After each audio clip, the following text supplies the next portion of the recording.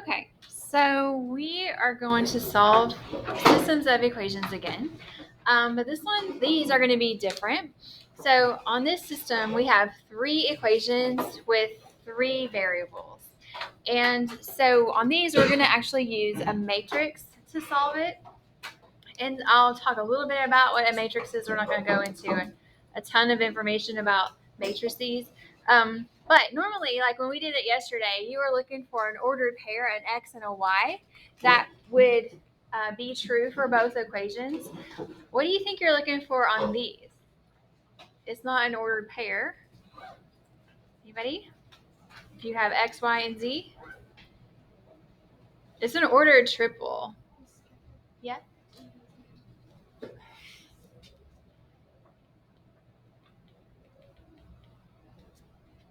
Like I said, something's happening to me today. This is not good.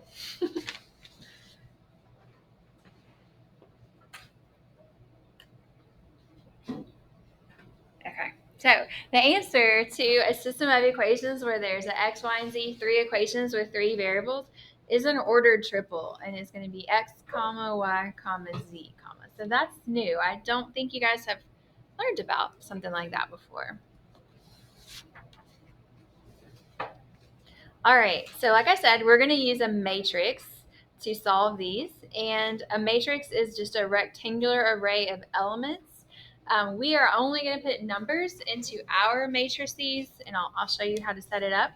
And for this to work, your equations have to be like in the x, then the y, then the z equals a number. So I don't think for what we're doing that you're going to have to rearrange anything, but just keep that in mind. It has to be set up like that. Okay, so this is kind of tedious with steps. So the notes look hard, but it's going to be fine. I just wanted to make the notes in a way that if you were doing this on your own, you could just follow the steps easily. All right, so the first thing that we're going to do to solve these with a matrix is hit second and then x to the negative 1. And if you notice, right above the x to the negative 1, written in blue, is matrix. So that's where we want to go first. And then you're going to hit the right arrow over, and you're going to get this menu. And what we want is labeled at B. B is RREF. So you can either scroll up or down. If you scroll up, you get there slightly faster. So what we want is B, which is RREF, which stands for Reduced Row Echelon Form. You don't need to remember that. You just need to remember RREF. Okay? So everybody get RREF for me, please. All right, so it's second, x to the negative 1, and then hit the right arrow over, and then find B.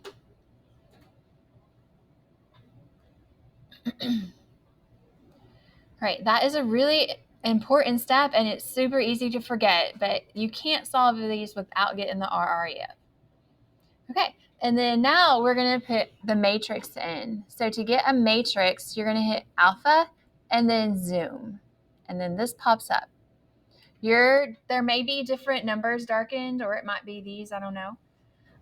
For what we want to do on this one, there are going to be 3 rows, so enter on 3, and then 4 columns, so enter on 4, and then enter on OK. All right, so it should look like that, a whole bunch of zeros. And we're going to change the zeros to be the numbers we need to solve this system of equations. And we're only going to put numbers in it. We're not going to put x and y's in it. So what number do you think you would put if the variable is just x and y? How'd you get that many rows? Okay, so did you do the alpha zoom? Yeah. Okay, and you want 3 rows and 4 columns.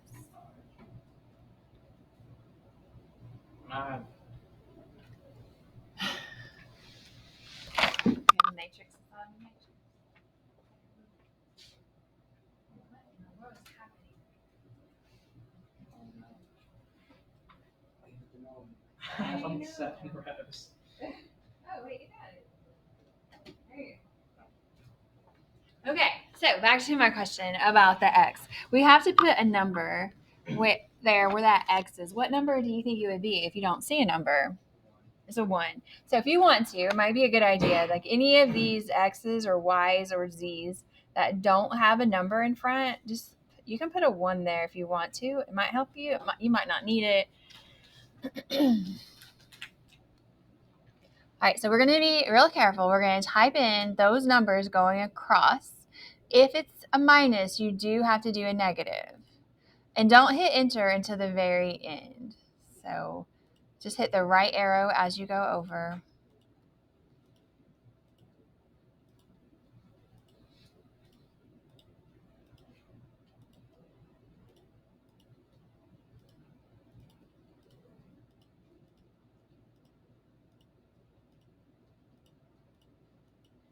Okay, and then just kind of double check. It's really easy to forget a negative or do something wrong. I think I'm okay. All right, once you get to the end, you're just going to hit enter.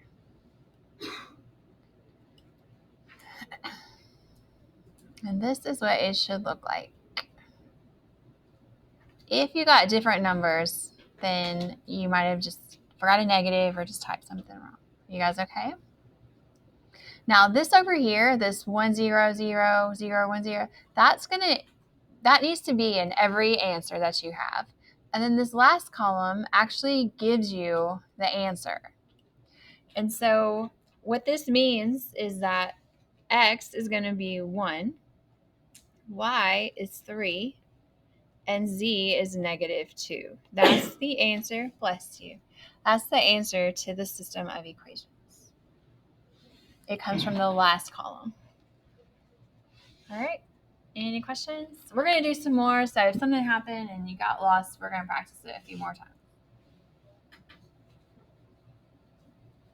Okay. So all that still goes on with directions until you get to the middle of the second page. So let's do this for example 2a. I am going to go ahead and I'm going to put the ones in front of any variable that doesn't have a number. All right, if you didn't practice it the first time, let's do it this time. All right, first thing we need is RREF. So that second x to the -1 over to math, and then I'm going to scroll up to B. You can also get B just by hitting alpha apps because there's a green B there, but I usually just scroll. All right, and then hit enter, so you have RREF.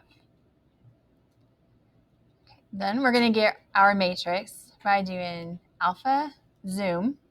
Is it always 3 and 4? Yeah, no. But if there's 3 equations, yes. Okay, so then we'll go to OK. And then we're going to put in our numbers.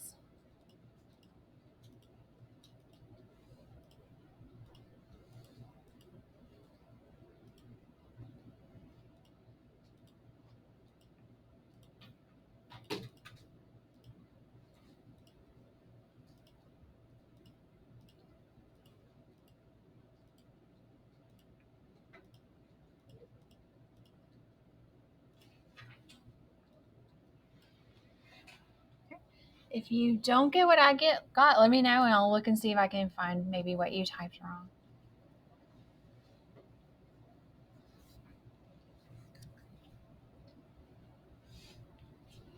All right, so what this means is your ordered triple is -3, 5, 0.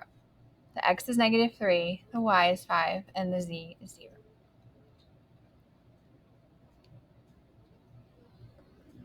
All right, any questions? There's not like a law. Do we just put a 0? Yes, I was about to talk about that. So we're going to look at B. B has a little bit of a weird thing going on, and it's that the y is missing. So in the place where the y should be, just like Alex said, we're going to fill in a 0 for the y. Now, if the x was missing, you would put a 0 where the x would be. the z was missing. You put a 0 where the z would be. But we need to make sure we put it where the y is. Can you do the copy and paste thing? Just pull it right back up. You can, but the more you actually type it, the better you're going to remember for a quiz. But just be careful when you're typing over the previous numbers. I just start over each time. It's easy to just mess it up. Okay, so second, x to the negative 1 over and then up to RREF. And then it's alpha zoom. Okay. All right, and then we just plug in those numbers.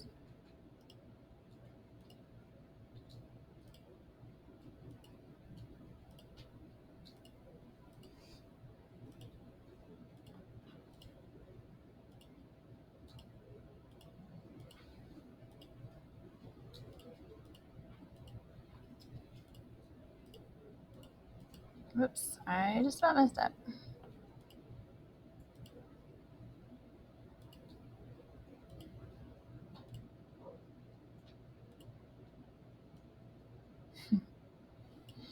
Right, and then I did make these problems up so they would turn out nicely, where your answers are things like this, like integers. There's not anything really bigger than 10 or smaller than negative 10, and there's no decimals. The only time you might get a decimal is a question that's asking about the price of something, and you can get a price of like $1.50 or 95 cents or something like that. But most of the ones, especially like examples 2, you're just going to get regular numbers. All right, so Nolan asked about, is it always going to be 3 rows, 4 columns? And not necessarily. So those ones that we've done so far where there's 3 equations with x, y, and z, yes. We are also going to have some where it's 2 equations with just x and y. And when that happens, it's going to be 2 rows, 3 columns. Now, what we did yesterday, where we had like x squared, we cannot do that with matrix. So if it is a linear equation, so it's just an x and a y with no power, then yes. But what we did yesterday, we definitely could not do using this method. Okay, so we're going to write some systems of equations ourselves. And so for example 3, we know that the admission fee at a small fair is $1.50 for children and $4 for adults. On a certain day, 2,200 people enter the fair and $5,050 is collected. How many children and how many adults attended? So we're going to write an equation and we're going to just go ahead and tell that we're going to let x be the number of children and we're going to let y equal the number of adults. So later on in the problem, when we need to figure out what they are, it'll be obvious what we found. So we're going to write 2 equations. We're going to write an equation for money. So we're going to write a money equation.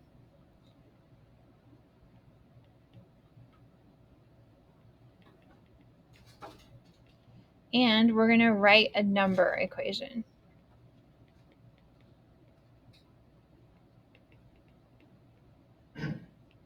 Now, these are not all the same. So there's one you have to do like about buying food from Taco Bell or something. That it's not necessarily going to be exactly like this one.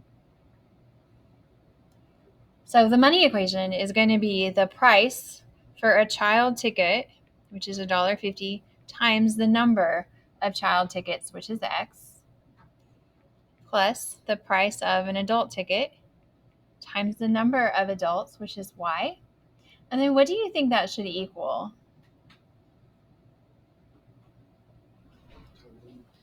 $5,050. So the amount of money that was collected should equal that. All right, and then for the number equation, it's going to be the number of children, which is x, plus the number of adults, which is y. And what do you think that should equal?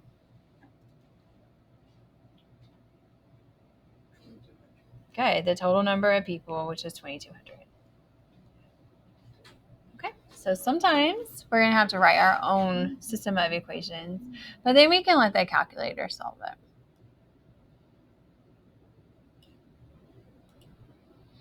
Okay, we need our REF. So second, x to the negative 1 over, and then up to b. Oops, I went too far. Okay, and then when we do alpha zoom, this time, because I only have 2 equations, we're going to have 2 rows and 3 columns.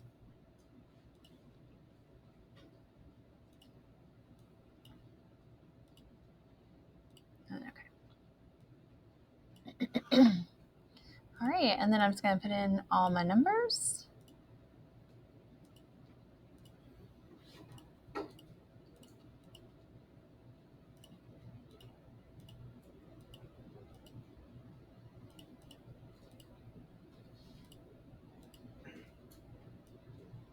Okay. So that would mean x is going to be 1,500, and we already said at the beginning of the problem that was the number of children. So 1,500 children. And then, oops, sorry, move this over. Y is 700, so that's adults.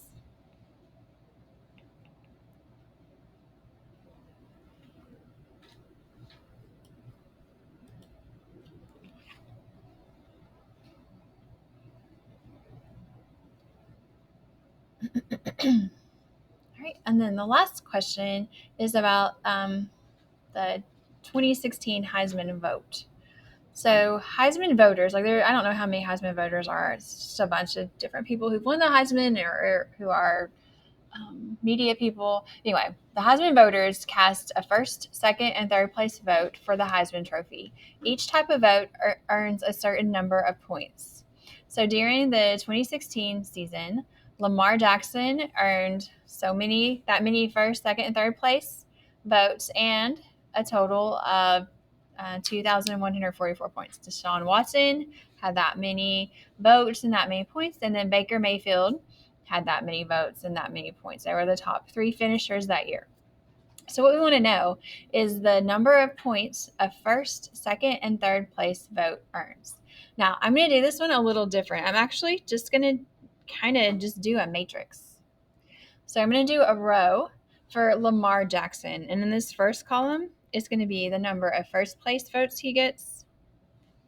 Second place is the second column, and then third place. And then the last column is going to be the total number of points that Lamar Jackson got.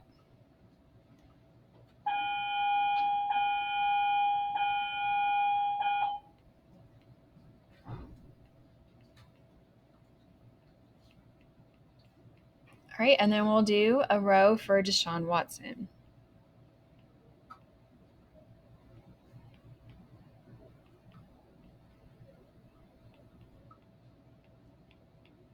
And Baker Mayfield.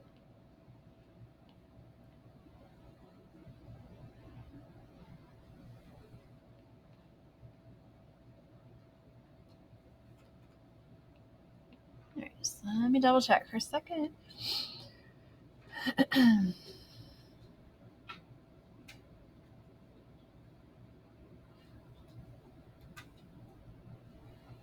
Okay.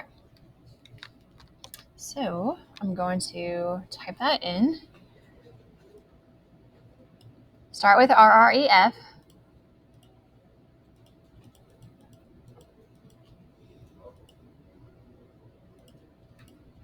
All right, and we are going to change it back to 3 rows, 4 columns.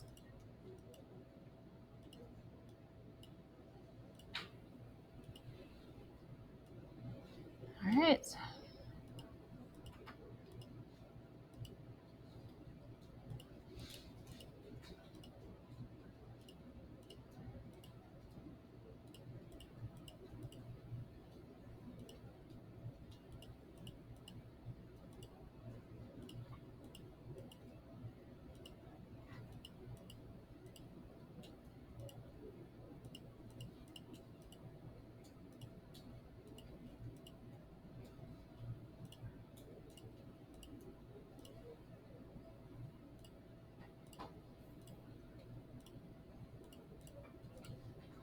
All right, fingers crossed. Yes, it worked. Now, until I did this problem a while ago when I made this up, I didn't realize that's what they did with the Heisman votes, but it makes sense. So that 3, whatever the first number is, should go with this first column. So that's the number of points for the first place votes. 2 is the number of points for the second place, and 1 is the number of points for the third place.